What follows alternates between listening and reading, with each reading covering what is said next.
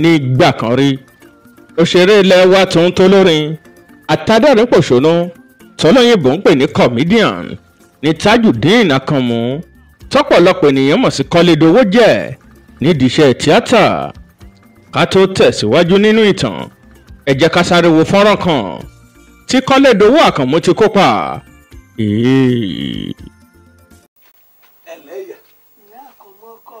Ẹ káàbọ̀.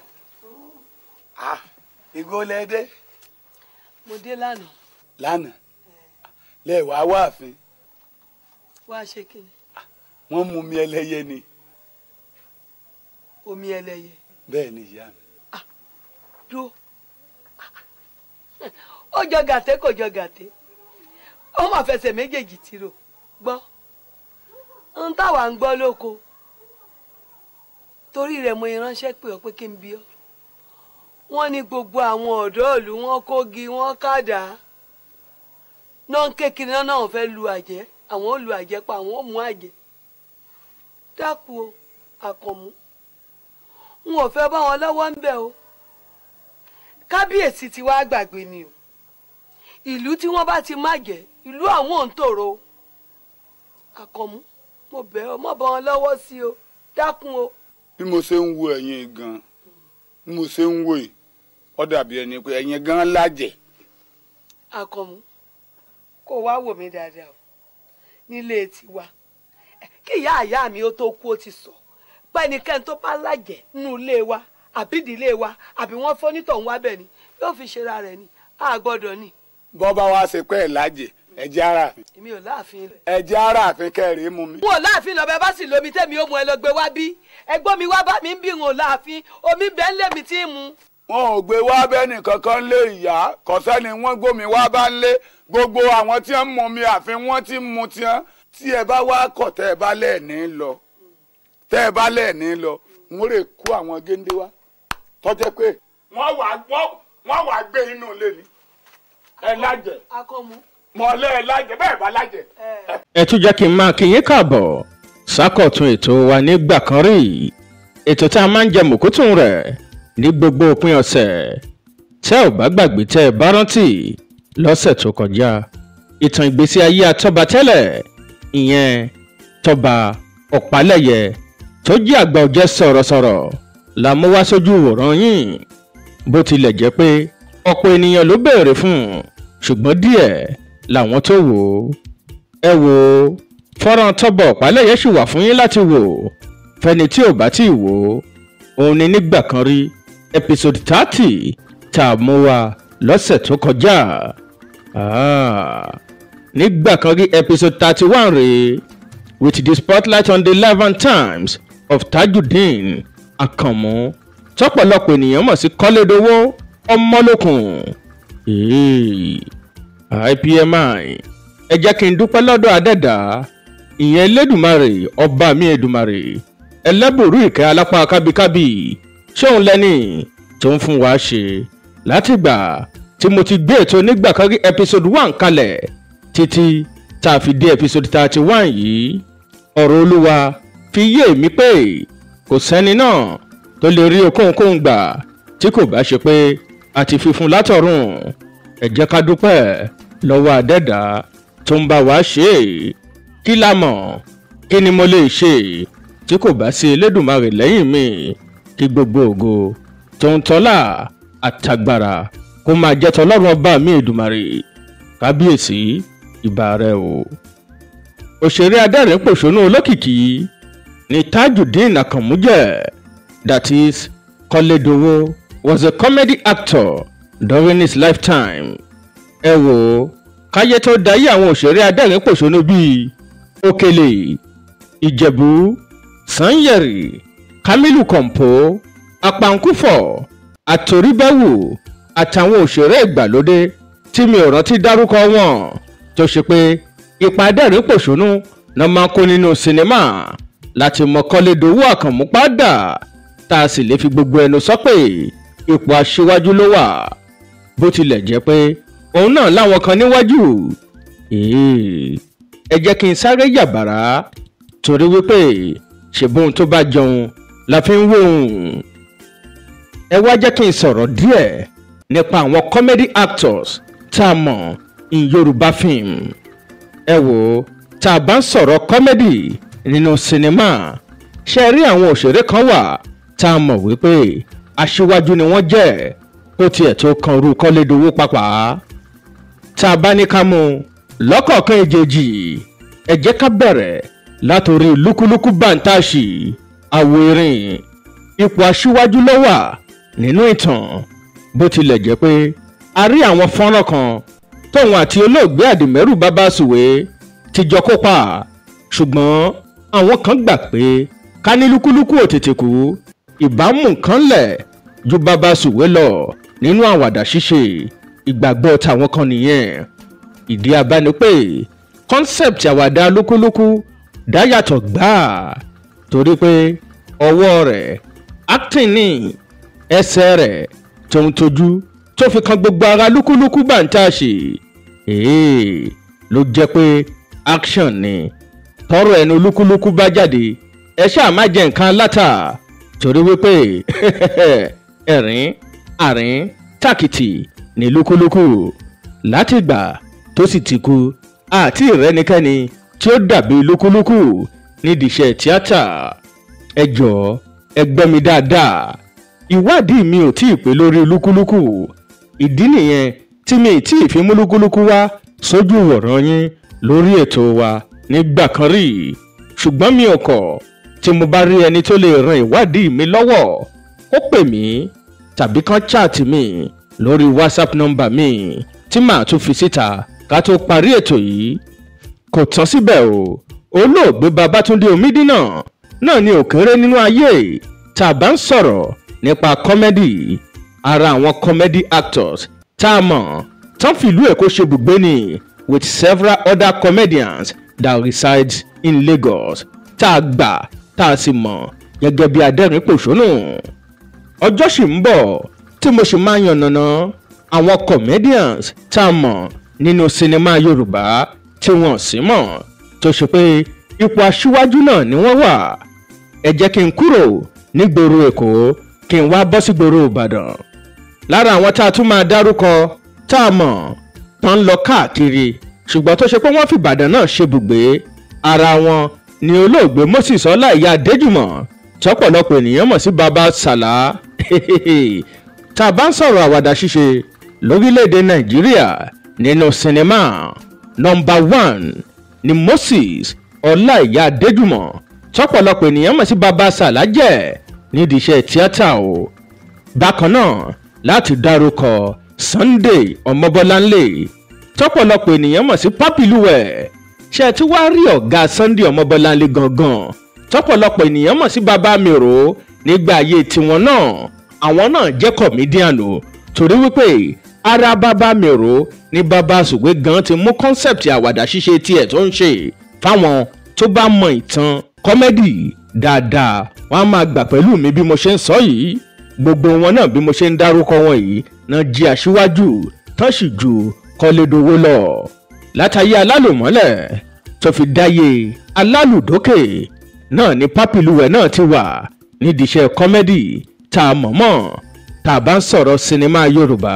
kò tún tán síbẹ̀ o bákan náà ni màá dárúkọ olóògbé Ọlọ́mọnìtàn tọ́pọ̀lọpọ̀ ènìyàn mọ̀ sí Ajímájàsán tàbí Papa No Regret tó fi dórí olóògbé Jacob àtàwọn tó ṣì wà nínú wọn ìyẹn Papa Lolo àti Adẹ́rùpọ̀kọ̀. Jesters náà làwọn náà ń ṣe nígboro Ìbàdàn tán sì gbé káàkiri tó fi wá dórí àwọn Ahmed Odùọlá tọ́pọ̀lọpọ̀ ènìyàn mọ̀ sí Dẹ́ǹtọ́. IPMI mo dárúkọ olóògbé Abíọ́dún Àrẹ̀mú tọ́pọ̀lọpọ̀ ènìyàn mọ̀ sí Baba Sàbíkó nígboro Ìbàdàn. bákan náà ni mo dárúkọ Àrò Gbọ́lágadé òun náà ti dolóògbé báyìí Àrò Gbọ́lágadé onífìlà. bákan náà ni mo tún máa dárúkọ Múyìwá Àjàní tọ́pọ̀lọpọ̀ ènìyàn mọ̀ sí Baba Kúétè nígboro Ìbàdàn. ṣe rí gbogbo àwọn tí mo dárúkọ yìí la mọ̀ gẹ́gẹ́ bí aláwàdà nínú sinimá. kò sípa míì tí wọ́n máa ń kó nínú sinimá ju ipa àwàdà ṣíṣe lọ. lára àwọn tí mo ti wá dárúkọ wọ̀nyí ara àwọn tó ṣe wípé òkè téńté náà wà tán sì ju Kọ́lédowó lọ nídìí iṣẹ́ tíátà yìí tá a bá ń sọ̀rọ̀ kọ́mẹ́dì àti tíátà gangan in particular o. bẹ́ẹ̀ náà la tún lè rí lára wọn tí wọ́n jọ jẹ́ irọ́ torí òjò tí ń pa igun Kọ́lédowó Àkànmú bọ̀ nídìí iṣẹ́ tíátà ọjọ́ ti pẹ́. ẹ tún jẹ́ kí n tẹ̀síwájú kí n yà sílùú Abẹ́òkúta nídìí iṣẹ́ tíátà Yorùbá. ara àwọn tèmi náà mọ̀ tán máa ń kópa àwàdà ṣíṣe nínú sinimá Yorùbá náà ní Bọ́lájí Àmúṣánwà tọ́pọ̀lọpọ̀ ènìyàn mọ̀ sí Mr Latin. tá a bá ní ká sọ́pà á mọ̀ pé ipa comedian náà ni Mr Latin kó nínú sinimá lẹ́ni tọ́lọ́run ọba mi ṣe ní ààrẹ ẹgbẹ́ òṣèré TAMPAN ní orílẹ̀-èdè Nàìjíríà àti lókè òkun.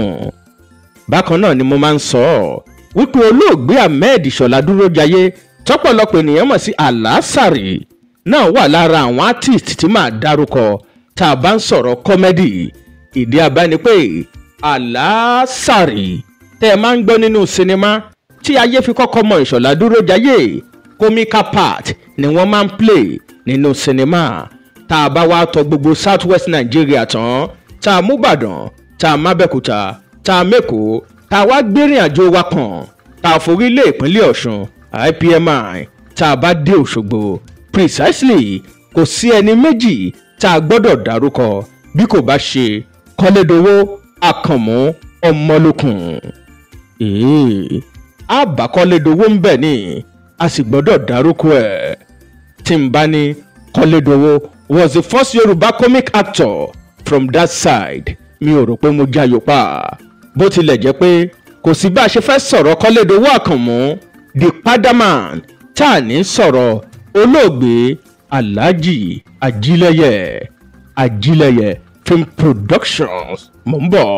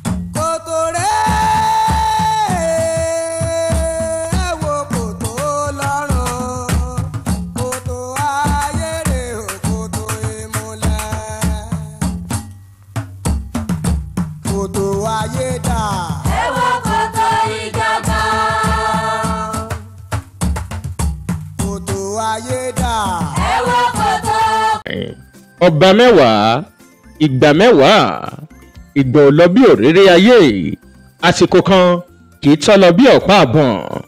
kò sí bá a ṣe fẹ́ sọ ìtàn Kọ́lédowó Àkànmú tá ò ní dárúkọ olóògbé Ajílẹ̀yẹ gẹ́gẹ́ bí mo ṣe sọ lẹ́ẹ̀kan torí pé sinimá Ajílẹ̀yẹ Kòtò Ọ̀run ló fi Kọ́lédowó hàn gẹ́gẹ́ bí Kọ́lédowó àti gẹ́gẹ́ bí òṣèré adẹ́rìn-pòṣónù. ìdí abá ni pé òkìkí sinimá Kòtò Ọ̀run ó pọ̀ púpọ̀ tó bẹ́ẹ̀ gẹ́ tí olóògbé Síkírù Àyìndé Barrister fi kọrin nínú Fuji Fantasia tó jáwó wọn tán dárúkọ Kọ́lédowó Àkànmú níbẹ̀. kì í ṣe ìròyìn mọ́ pé expository movies with more emphasis on witchcraft ni sinimá Tájílẹ̀yẹ máa ń ṣe. Oftentimes ni sinimá wọn máa jẹ́ nǹkan tó lóyìnbó ń pè ní tragedy nígbà tí àwọn àjẹ́ bá ń pa oníwà àti ẹlẹ́yìn. fún ìdí èyí àwọn díẹ̀ sì tán wo sinimá náà ní ìdí láti relax o kán dẹ̀ rẹ́rìn-ín kójú wọn má bàa lé koko láti bẹ̀rẹ̀ sinimá títí dópin. torí ẹ̀ lọ́pọ̀lọpọ̀ writer fi máa introduce nǹkan tá à ń pè ní comic relief nínú sinimá wọn. torí ẹ̀ ló ṣe jẹ́ pé Kọ́lédowó is inevitable in Ajílẹ̀yẹ films. tẹ́ ò bá gbàgbé tẹ́ ẹ bá rántí bákan náà ni olóògbé Tọ́lání Oyèbámijí tọ́pọ̀lọpọ̀ ènìyàn mọ̀ sí Sisi Quadri lógo àti ìrawọ́ ẹ̀ tàn nídìí iṣẹ́ tíátà nípasẹ̀ Ajílẹ̀yẹ Films Productions. ẹ wá farabalẹ̀ ká wọnú ìtàn Kọ́lédowó lọ nísànsàn nígbà kan rí episode 31 rèé with the spotlight on the life and times of Tajudeen Àkànmú Kọ́lédowó padà Ọmọlókun orúkọ pọ̀ bíi kà sí nǹkan. nígbà kan rí.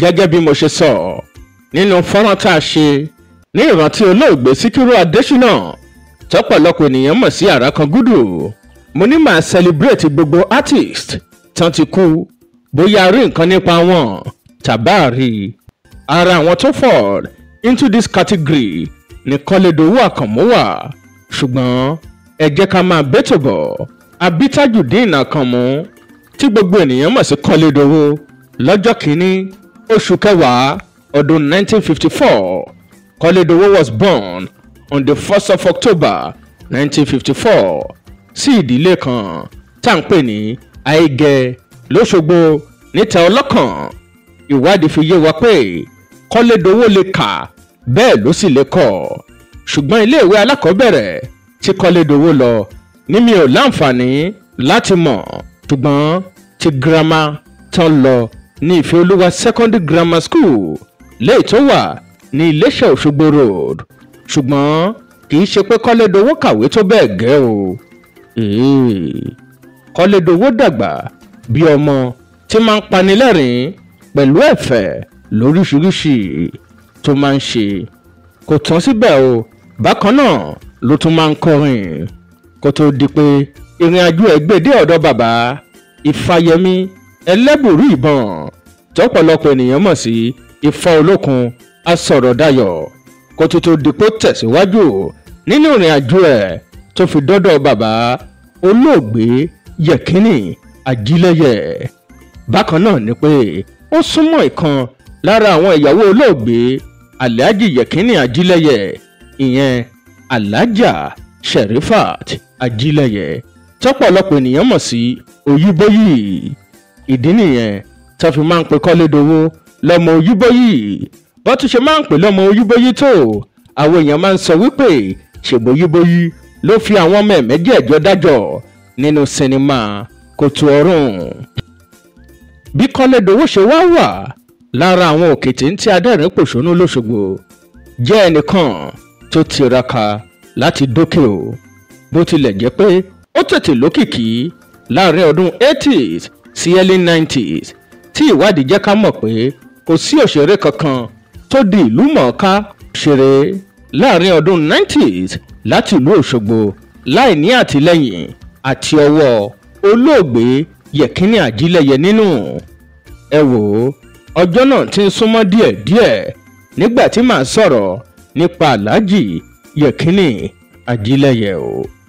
tẹ́ ò bá gbàgbé tẹ́ ẹ bá rántí ẹ rántí pé nípasẹ̀ sinimá Alhaji Yẹ̀kínì Ajílẹ́yẹ náà ni gbajúmọ̀ òṣèré ni Tajudeen Oyèwọlé tọ́pọ̀lọpọ̀ ènìyàn mọ̀ sí Abijawara bí ẹkùn ṣe di ìlú mọ̀ká òṣèré títí dọjọ́ tòní.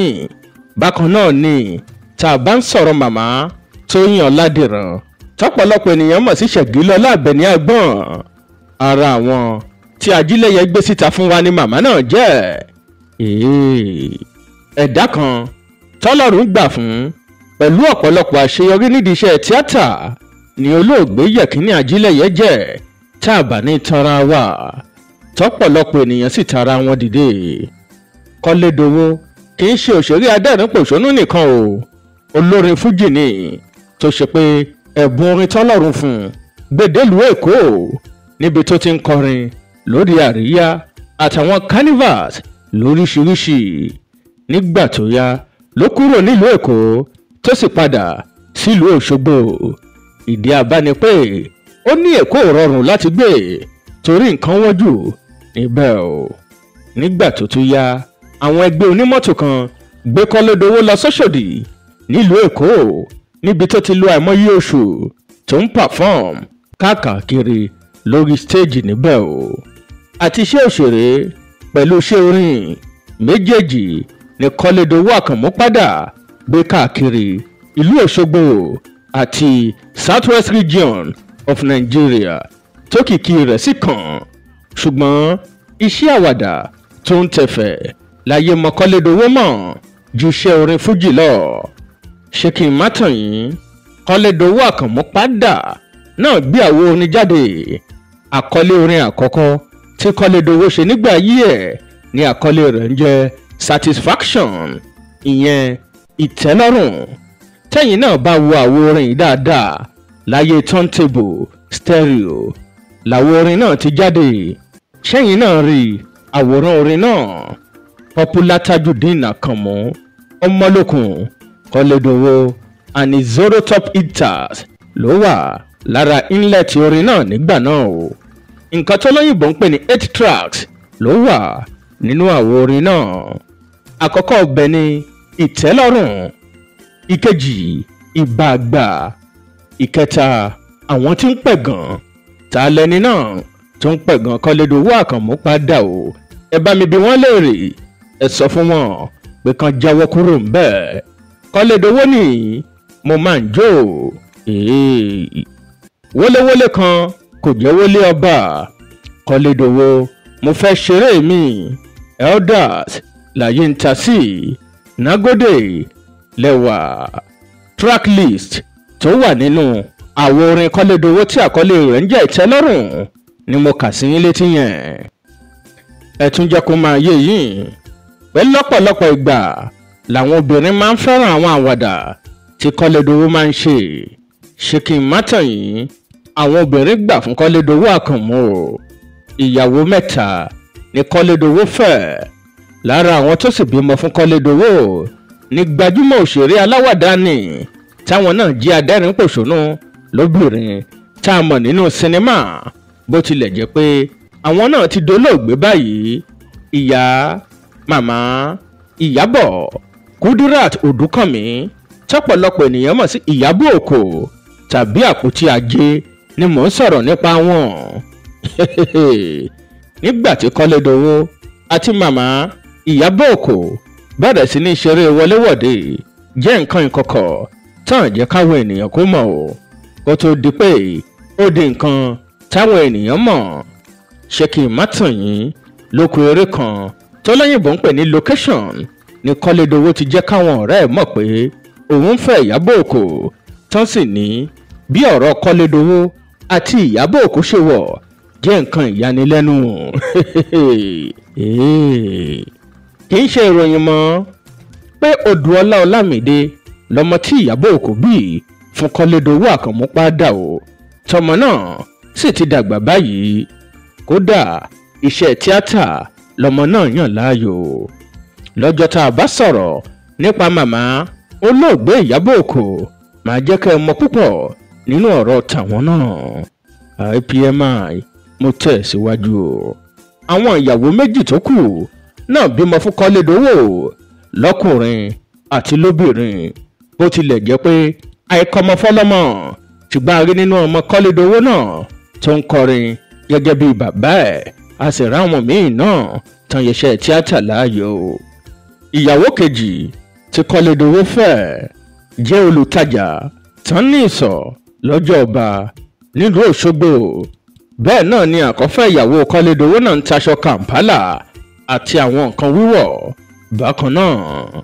ẹ jẹ́ kí n sọ yìí, ǹjẹ́ ẹ jẹ́ mọ̀ pé mild drama kan ṣẹlẹ̀ láàrin olóògbé Babátúndé Omídínà tọ́pọ̀lọpọ̀ ènìyàn mọ̀ sí Baba Sùwé àti Kọ́lédowó.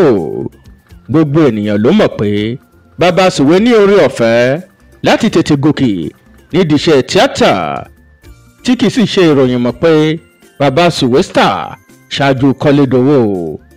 nígbà tí Kọ́lédowó fẹ́ ya sinimá rẹ̀, ó ké sí Baba Sùwé láti wá kópa nínú sinimá náà, tí Baba Sùwé sì sọ pé kó sanwó òun, ìyẹn 150 naira láyé ìgbà náà, pé kó sì fi owó mọ́tò òun kún kóun lè wá sóko eré náà.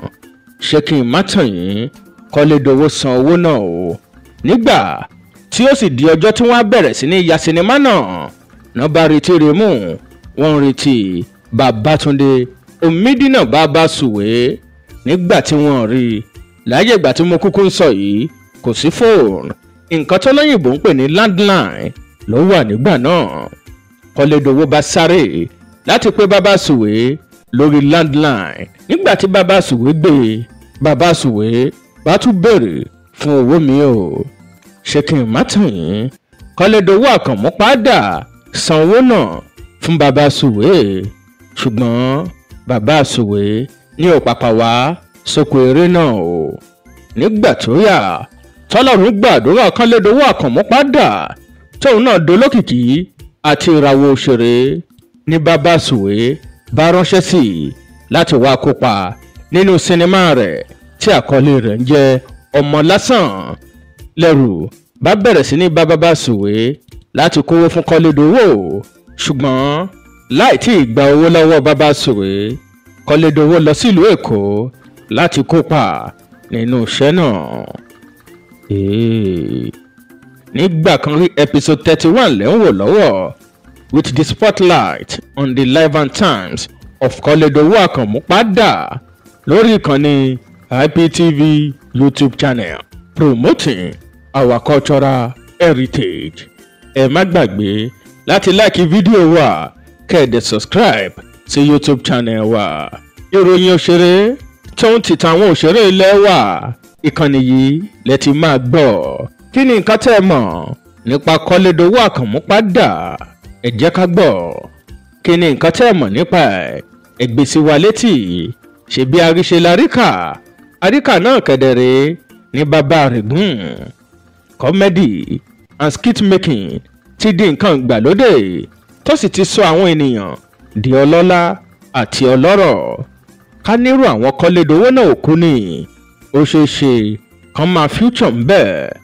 Nínú ìtàn tá a bá dárúkọ Kọ́lédowó náà, IPMI nǹkan ò tí ì pé, torí pé òun náà ṣe gudugudu méje tó ń ya aya mẹ́fà lẹ́ka múlùdùn tá a bá ń sọ̀rọ̀ nípa òṣèré tó jẹ́ adẹ́rìnpòṣónù. Kí ni nǹkan tẹ́ ẹ mọ̀ nípa olóògbé Kọ́lédowó Àkànmú padà? Kí ni nǹkan tẹ́ ẹ mọ̀ nípa ẹ jẹ́ ká bẹ̀rẹ̀ báyìí.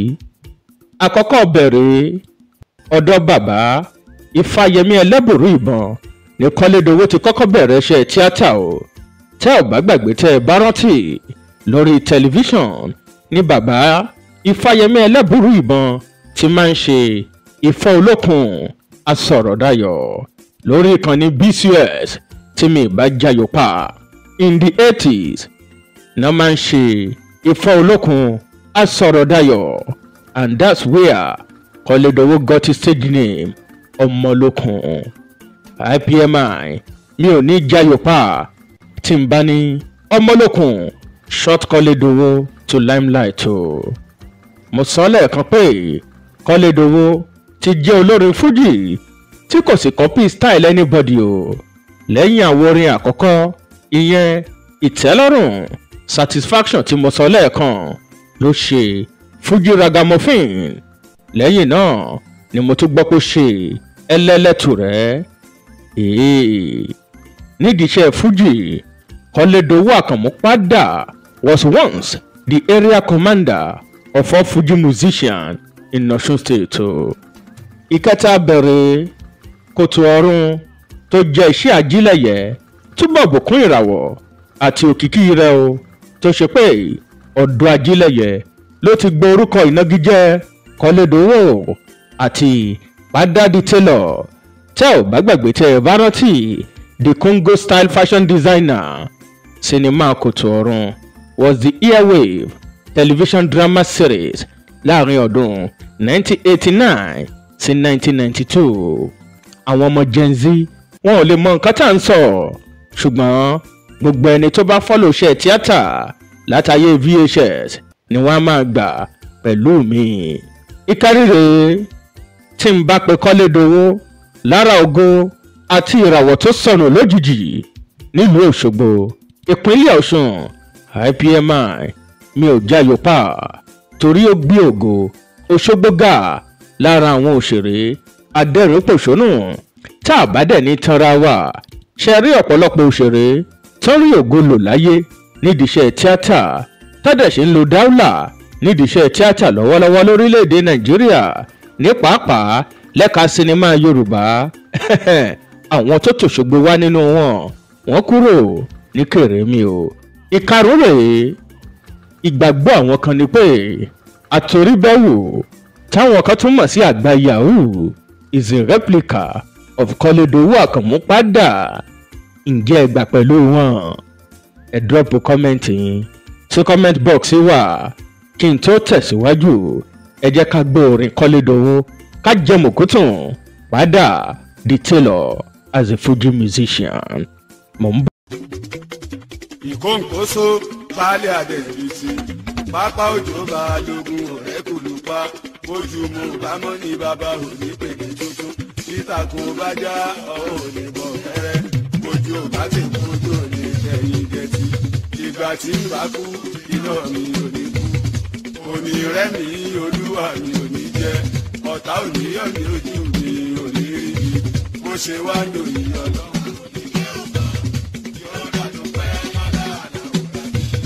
Àkànmú aburú kan ò ní í ṣe. Sẹ́mi ni kòǹkóso baálẹ̀ àdẹ̀bìsì. Pápá òjò ní balógun ọ̀rẹ́ kùlù pa. Bójúmọ̀ bámọ́ ní bàbá òní pèdè tuntun. Títàkùn ó bá já ọ̀hún ò lè bọ̀ bẹ̀rẹ̀. Bójú ó bá ti kú ojú ò lè fẹ̀yìn gẹ̀tì. Nígbà tí n bá kú irọ́ mi ò ní kú. Òní rẹ́ mi olúwa mi ò ní jẹ́. Ọ̀tá òní yọ̀ mí ojú mi ò ní rí mi bó ṣe wá lóyún.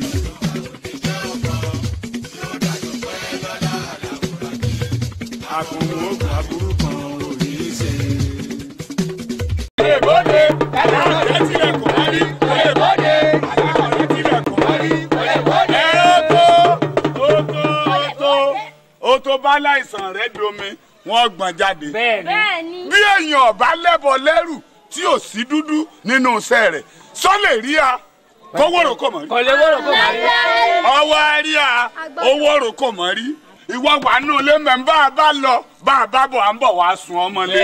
Kọ́lédowó mo mọ ilé alápàtà àwọn àjẹ́ awópégbà ó sì lágídí ọ̀nà ilé rẹ̀ nu ẹ jẹ́ ká lọ bẹ̀ ká lọ bá ń lé. àkóńkó ìwọ mọ̀lé alápàtà àwọn àjẹ́ ló ń jẹ́ àmọ́ sáná ní kí látàárọ̀. làwọn kiri ká. àwọn alọ lágídí ọgbìn èèyàn fẹ́ pọ́pọ̀ kí wọ́n rù wọ́n nìkan lọ́ọ́ lágídí bọ́ọ̀ lágídí ọ̀ faramọ́ ni. a faramọ́. ilé wọn là ń lọ báyìí níwọ̀nba àgbàtẹ́mí ẹ̀mí Kọ́lédowó Àkànmú padà tí n bá ń bẹ láyé. tí ẹ̀ ní kú. tí n bá ń bẹ láyé. kò ní kú. tí kìíní tí ń rìn tí ò tí ì jà kò ní sí àjẹ́ kankan nílẹ̀ ìmọ́lójú mi.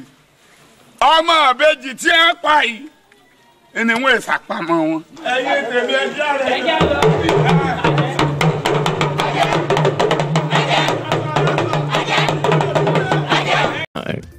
mo débi tí mi ò fẹ́ràn láti máa dé ṣùgbọ́n ó ti di dandan fún mi láti débẹ̀. ìdí abá ni pé ìjọ ọjọ́ kan là ń jóyìn ṣèbí ìjọ ọjọ́ kan náà là ń jàdò àní ìjọ ọjọ́ kan là á sùn tá à ní jímọ̀ tákùkọ yóò kọ lẹ́yìn ọmọkùnrin tàbí ọmọbìnrin o.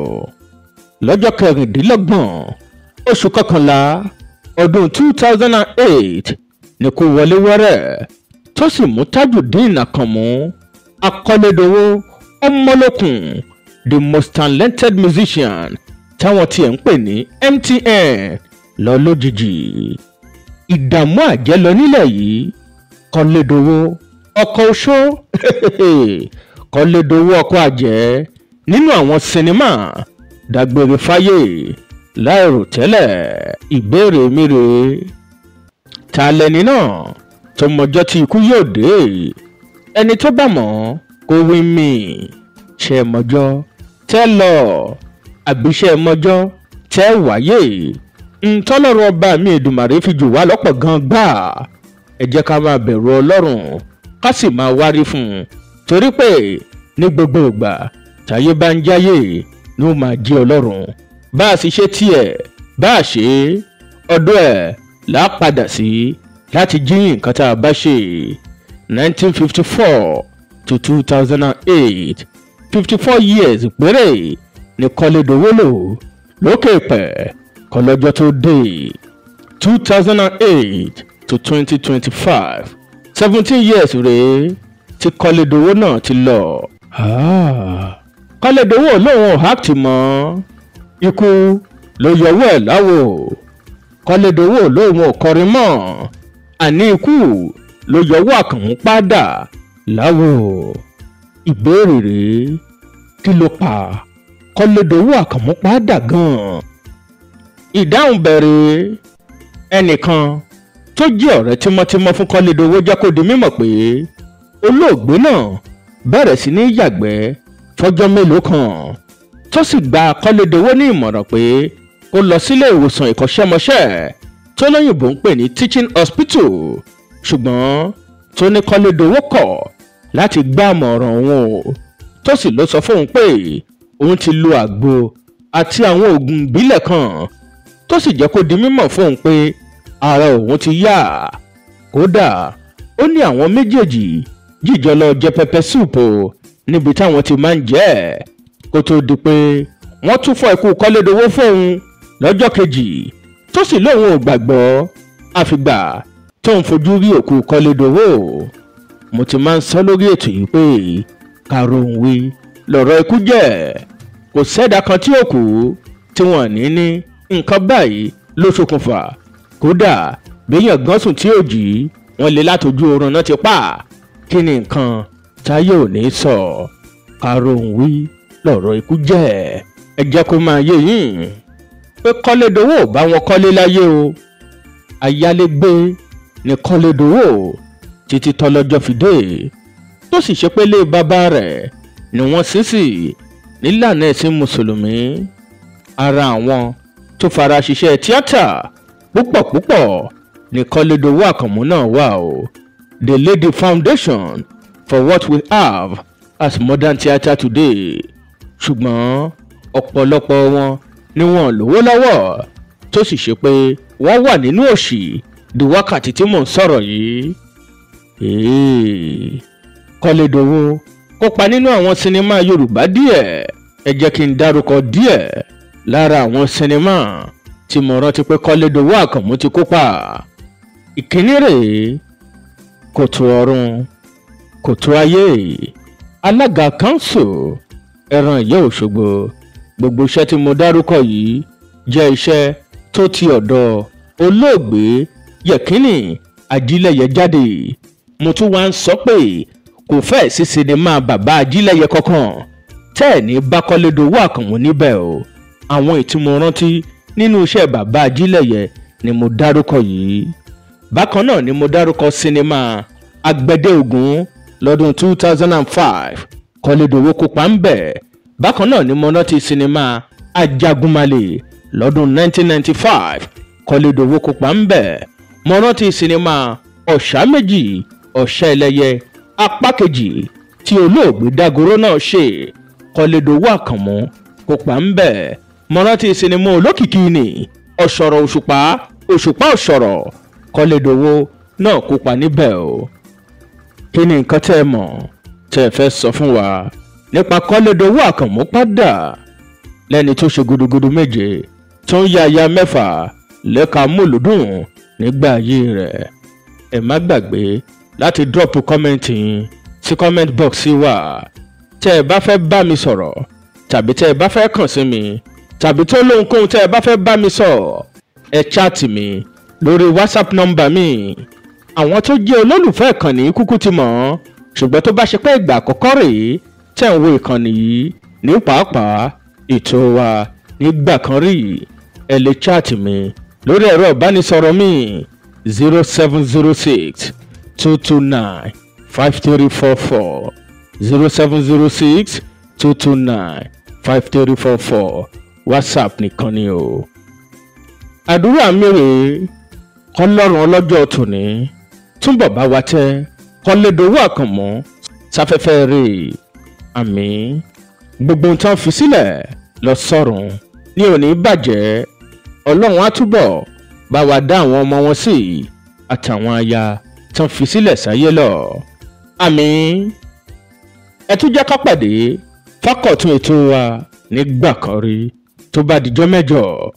ẹ ṣé o.